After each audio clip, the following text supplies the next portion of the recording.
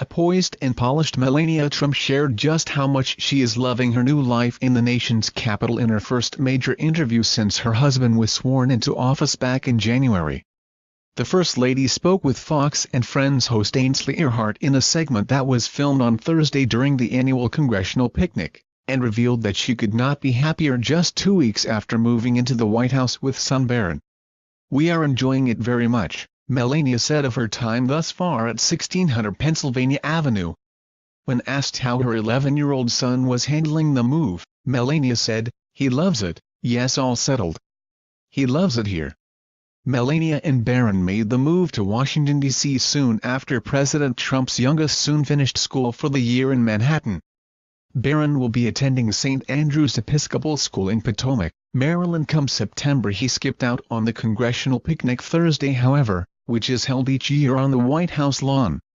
The President and First Lady were instead joined by staffers Ivanka Trump and Jared Kushner at the soiree, with the couple bringing along their 3 children Arabella, Theodore and Joseph. Those two families both made the move down from the Big Apple in the wake of President Trump's victory over Hillary Clinton, and the First Lady said in her interview that she does not miss the place she has called home for the past 2 decades. "I'm so busy and we're doing so many great stuff. So it's really special place and I love it here," said Melania, who was born in Slovenia. She became a permanent resident of the United States back in 2001, and 5 years later she was able to obtain her citizenship after marrying President Trump. Melania, who is only the second First Lady to have been born outside the country, also spoke a bit about putting together her first Congressional picnic.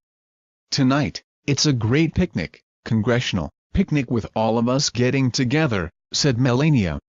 "It's New York City team. And we have carousel and great stuff outside." As always, the First Lady looked picture-perfect for her appearance, wearing a $1,900 white dress with multicolored stripes by Mary Capsentru.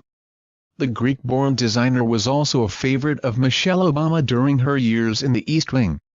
Melania went with a more natural beauty look for the interview and wore her hair down, which paired with her classic A-line dress to give her the appearance of Jackie Kennedy.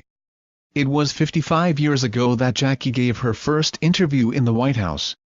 For her historic tour back in 1962, Jackie gave the public a look at the newly remodeled White House after spending the first year of her husband's presidency overseeing a $2 million overhaul of the building.